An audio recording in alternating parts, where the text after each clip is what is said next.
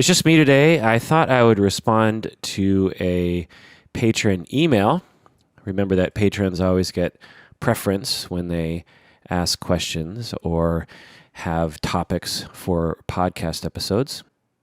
So let me tell you a story about a client in the past. And remember that whenever I talk about my clients, in order to protect their confidentiality, I change details or I don't say enough to reveal who the person is.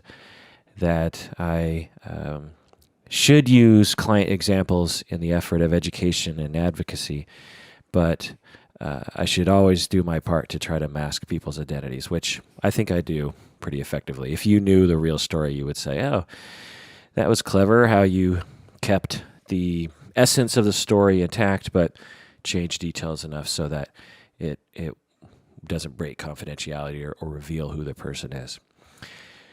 So let me tell you a story about a client. There was a client I had once. This was a long time ago, but a very memorable situation for me. It was a young woman, and she came into therapy because she suffered from depression, low self-esteem. She had some concerns about an eating disorder, possible eating disorder, and she had issues in her family. There were a number of things she wanted to talk about. She had been to therapy before, but she had never been to therapy with a male therapist. And when she came to me, she mentioned that, but it didn't seem that important to her at the time. We didn't really talk much about the fact that I was male in the beginning. And so therapy progressed over time. And there were lots of twists and turns and bumps in the road and interesting events that occurred in her life. And over time, I began to assess and believe that therapy was progressing well, that things were getting deeper. She was beginning to combat her negative self-voices, and she was becoming more healthy in the way that she thought, and she was feeling supported by me, and she was gathering support in her personal life. But something seemed off. Something seemed to be off about the therapy as the months went by. I began to wonder if she was hiding something from me. I was getting a vibe that she was hiding something from me. She seemed very rigid and restricted as we talked. She didn't seem as fluid as she was in the beginning. But I'm the sort of therapist that if someone wants to hide something from me, that's fine. In fact, I want them to hide it from me, because if they're hiding it from me, they must have a good reason. And I'm not going to try to force them to tell me or ridicule them or judge them for keeping something from me. It's okay. You can keep secrets from me. That's fine. I'm not hurt by that. In fact, I recommend that most people don't tell me everything in the beginning, because you should require me to prove that you can trust me, and that takes time. So I began to get that vibe. I wasn't quite sure, but things seemed to be getting worse, and there were a number of different things that I could go into as to what made me think that things were getting worse for the therapeutic relationship. But just trust me when I say that I was getting some vibe, and there was some data to back that up. And it was a bit of a mystery. Then some more twists and turns in the therapy and more bumps in the road regarding her personal life. And I didn't see her for a time. And then she came back into therapy a while later. I can't remember how long, months, maybe years later. And she told me information that shed light on the vibe I was picking up on when I saw her last. She told me that because I was a man, that over time she was becoming more dependent on me, that she felt closer to me, that she felt she could trust me more.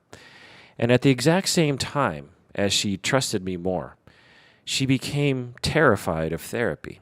She was experiencing physical anxiety as she sat in my office. And she struggled with it because rationally, in her conscious mind, she knew there was nothing to be afraid of. She knew I could be trusted. She knew I wouldn't hurt her. She knew that I had her back. She knew that I was a supportive, compassionate person. But her body or her limbic system or some other part of her psyche or body was telling her that she was in a dangerous situation. And not just any simple dangerous situation, but severe danger.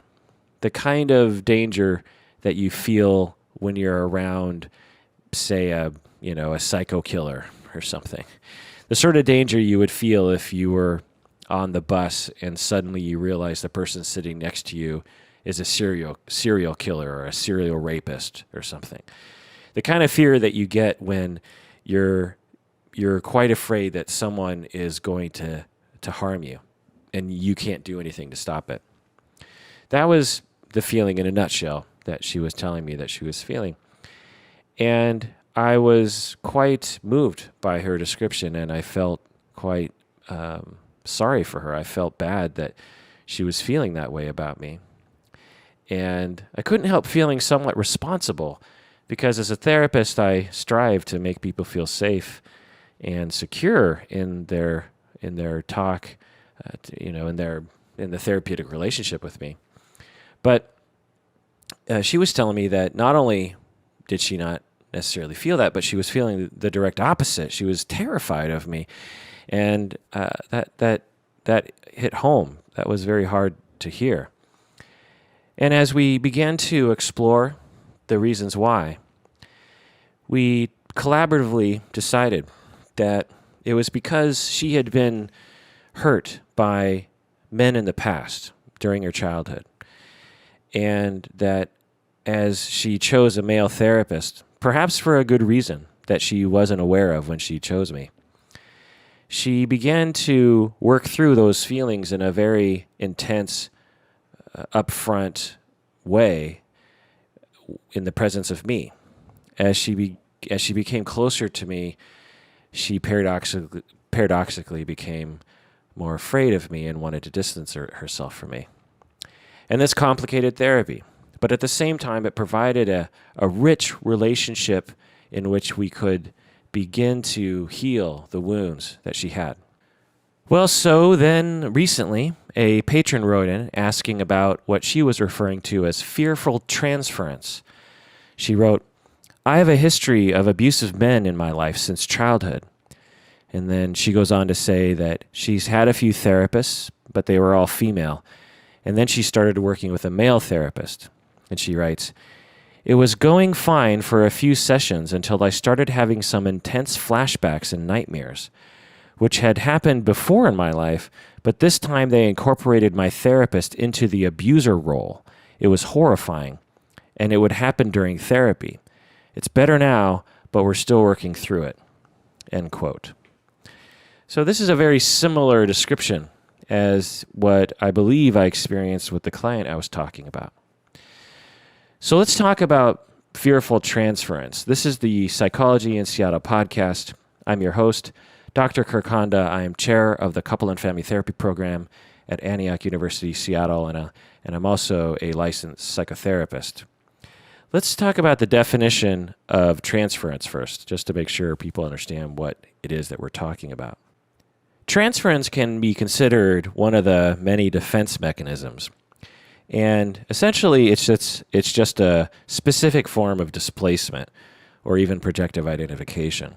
But the definition in a nutshell that I'll provide, the simple definition is we transfer our difficulties that we've internalized from our early relationships onto our therapists.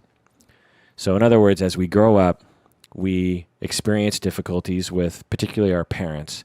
We internalize those difficulties. They become internal conflicts. And then we transfer them onto our therapists, or we displace them onto our therapists.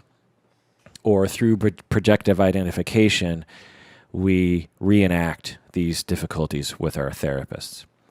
For example, if your mother abandoned you as a child, you might begin to suspect that your therapist secretly wants to get rid of you as a client. So it becomes modified to fit the relationship. You wouldn't see your therapist as wanting to abandon you, per se, meaning move out of state and divorce your father. You wouldn't go that far.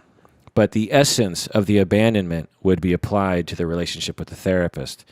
So you might start having thoughts that your therapist secretly wishes that the session would end early, or secretly wishes that you would just terminate and end the relationship, or secretly isn't really listening to you, these kinds of things.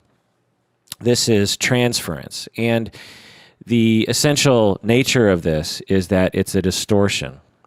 It's not accurate. It's not an accurate depiction of what's really happening, in that the therapist is not really trying to get rid of you. You are merely seeing that because you're transferring your childhood difficulties onto the therapist. And the therapist doesn't actually believe that, nor is the therapist giving any indication of that. This is the nature of defense mechanisms. They tend to be unconscious, and they tend to be necessary to alleviate some sort of psychic pain. So the writer the patron wrote in about what she's referring to as fearful transference. There's no specific term in psychodynamic language that refers to what she's calling fearful transference. But there are an infinite number of types of transferences. You can have fearful transference, abandonment transference, you can have attraction transference, you can have... There's probably some large umbrellas under which many transferences fall under, but every transference is specific to the client. Every transference has a specific nature to it that's very specific to each client. So there's an infinite amount, and fearful transference, we might say, is one of those kinds of transferences. So let's get into what the patron is talking about here. From the description, it seems that as she opened up in therapy, as she began to trust her male therapist, as she began to become more familiar with her therapist, she became more vulnerable to him. She felt that she was more vulnerable to being hurt by him, which comes along with becoming more dependent and having a deeper relationship. When that happens, you inherently are more vulnerable to that person. And in relational therapy, that's a good thing. You don't necessarily want people to be vulnerable to you, but you want the relationship to be deeper. And if vulnerability comes along with it, then so be it. And, good quality, competent therapists will live up to the hope of the client by not hurting the client, by valuing that vulnerability and respecting it. And that through relationship therapy, people can begin to heal the wounds of the past. This patron indicated that in the past, she had only worked with female therapists, and this was the first male therapist she'd worked with. It's probable that since she had been abused by men in her childhood and throughout her life, that she learned effective ways of keeping her distance from men. That even though she might engage in relationships, she might have been very good at keeping them at a distance so that she wasn't vulnerable to being hurt by them. And as she began to deepen her relationship with her male therapist, all of that became difficult to uphold.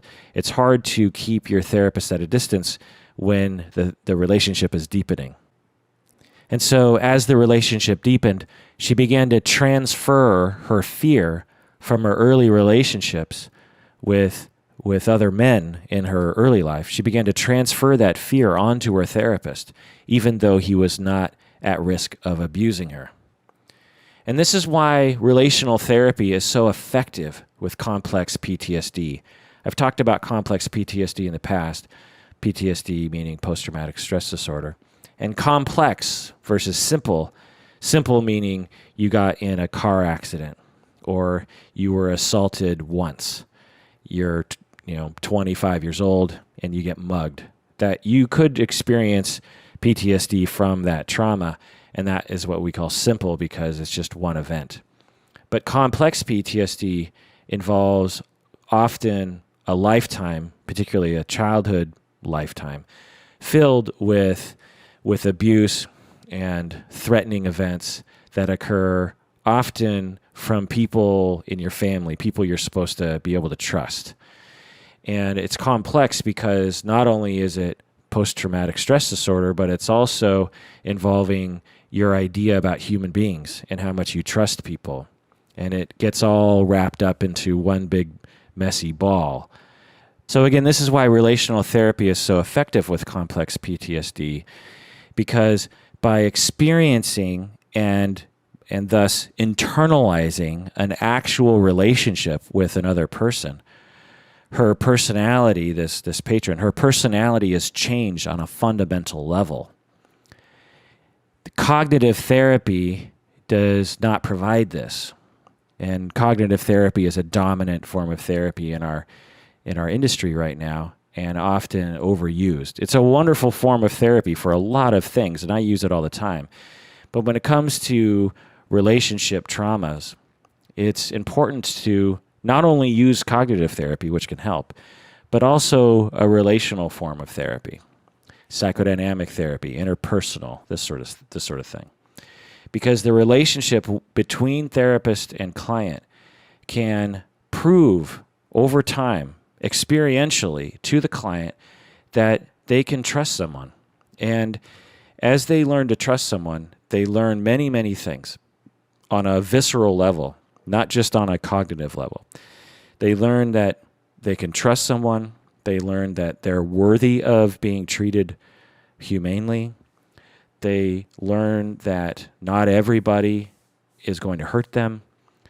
They learn that they can reach out to people that are good for them and avoid people that are bad for them. There's many things that they learn, again, not just cognitively, not just intellectually, but on a deep level. And this is how this form of therapy, psychodynamic interpersonal relationship therapy, this is why it works so well with complex PTSD, is because it's experiential. You can go to someone and say, hey, you need to trust that person because that person is trustworthy. Well, that's all fine and good if the person doesn't have significant wounds that are interfering. If someone has extreme wounds from the past, and to some extent we all have at least some of those wounds, then it becomes difficult to convince someone, and or it becomes difficult to convince the self. The person might actually believe you. Yes, I should trust that person. But they'll find that they can't trust that person. And relationships are very weird. They're very subjective.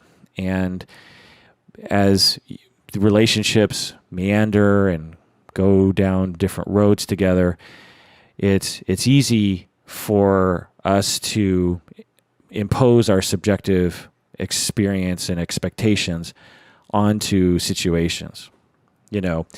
If you trust people in general and your friend cancels on you, say at the last minute, I can't make it, I'm too tired from work. Well, if you generally trust people and your wounds have either been healed or you don't have significant relationship wounds, then you'll tend to say, oh, okay, well, I trust that person is being honest with me and ultimately cares about me. I'm a little disappointed, but it's cool. If you have significant relationship wounds, this is just going to be yet another example of someone letting you down and of someone tricking you and lying to you. And it hurts deeply. And so through the relationship with the therapist, and the therapist can navigate those waters well if they're a good enough therapist. When they do that, they prove to the client that at least one person can be trusted. And through that relationship, it becomes internalized and becomes a part of the personality. And this seems to be happening with the patron because she wrote, "It's better now, but we're still working through it," unquote. So it seems that the therapist and her worked hard to establish trust and stability and security in that relationship, and that they both worked hard together on that. And it's better now because she doesn't fear her therapist as much as she did in the beginning. Her body is saying, "Oh, it's okay. I can trust some men. I'm worthy of being treated in a good way. I'm worthy of not being abused." If you've never been abused, it might sound funny, that statement, that you need to be proven that you're not worthy of being abused by people. It's a terrible tragedy that not only are abused children abused, which is horrible, those events, but they emerge from childhood believing that they deserve to be abused. In a sense, it's a defense mechanism in that it's hard to imagine why I'm getting abused. The person is saying to themselves, "Why me? Why was I abused while other people were not?" Well, logically, it must be because I deserved it somehow. This is a trick the brain plays on itself in order to make sense of the world.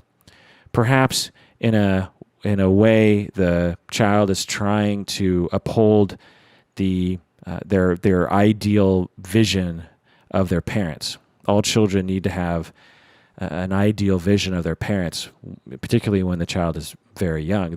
All children need to believe that their parents are invincible because all children are very vulnerable and they know it, and they need to believe that their parents are all powerful because parents are there to help the children.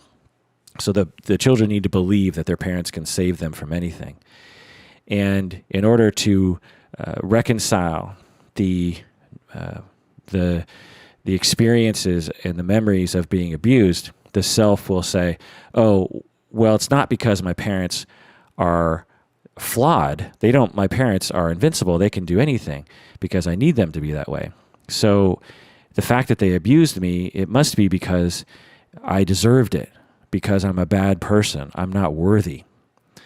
And so over time, through the relationship with a therapist, or frankly with anybody, any secure, safe relationship that's experienced by all of us, particularly those who have been abused in their childhood.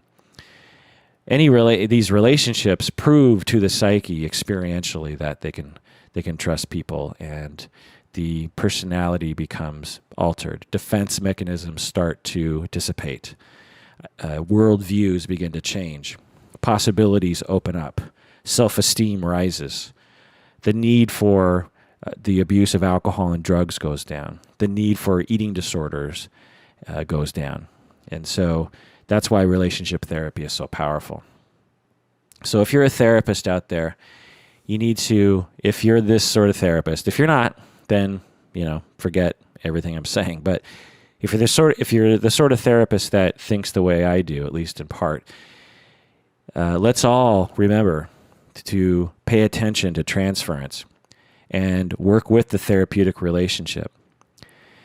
And getting back to my example, I perhaps should have detected, or at least had a question about whether or not my client was having fearful transference. I was getting a weird vibe, but it didn't occur to me that my client might be afraid of me in some way, that my client might be developing some sort of fearful transference. And if I would have known that, I might have been able to discuss it in some way and open it up for interpretation between us so that I could alleviate some of that terror that she was experiencing. So let's all try to pay attention to that and value that. And if you're a client out there and you're developing fearful transference or transference of any kind, and your therapist is a good quality therapist, know that you can bring that up. it is a wonderful opportunity in therapy to bring something like that up, to say, you know what, I've been thinking, and I know that this is not rational because you're a very safe person and I enjoy coming and talking to you, but when I talk to you, I'm terrified for some reason. It might have something to do with the abuse I went through as a child. I don't know, but I just want to bring that up, that I'm terrified of you. I guess I have this strange feeling like you're going to hurt me, even though I know that you're not. But I am. I'm just terrified talking to you. Bringing these sorts of things out in the open as a client can not only be a wonderful opportunity for the therapist to help you, but it also is a differentiated way of approaching our own emotions. It's an awareness way of being able to look at ourselves and say, I don't know what's happening to me right now, but I'm having this experience and I just want to announce it. One of the best things that we can all do for ourselves when we're experiencing a difficult emotion is to talk about it. That's why I'm in business. That's why the business and the industry of talk therapy has been around for over 100 years, is because of the strange, magical quality of talking about our feelings. I say strange, magical because it doesn't make any logical sense. And this is why a lot of people in our society don't go to therapy, even though it would help them, or they don't seek support from people around them, because we believe as Americans in particular, that we should be able to do everything on our own. And that if an illogical feeling is getting in the way, we need to somehow, tell ourselves to get over it. But it's a magical thing to talk about it with someone and let it out. Just tell your therapist, this is how I'm feeling around you. I felt judged by you. I feel disappointed with you. I feel terrified of you. And I don't know if it's me or you or both, or I don't know, but I just want to talk about that. I want to bring that up. There's no safer person to tell that to than your therapist. Your therapist is trained, and again, if they're a good, competent therapist, they'll be happy that you're saying that sort of thing. They'll be so appreciative that you trust them with that. And they will work to either apologize for doing something to make you feel that way, or they'll value the open discussion and the opportunity to wrestle with that. All right, so that is the episode on fearful transference. Again, please become a patron. And to the patron who wrote in the email, thanks for writing in and trusting me with that information. I value all stories like this. And in a way, as a therapist, I get to hear perhaps the other side of the story. My clients will be very open with me at times, but you never really know what they're truly thinking, right? You never know what they would say about you to someone else. Well, when you guys write into me about your therapist, it gives me another look, another angle at understanding perhaps my own clients. So I have to say selfishly, I get something out of it too. And I hope you therapists out there also get some help out of that. All right, well, that does it for another episode of Psychology in Seattle. Thanks for joining me out there. And please take care of yourself because you deserve it.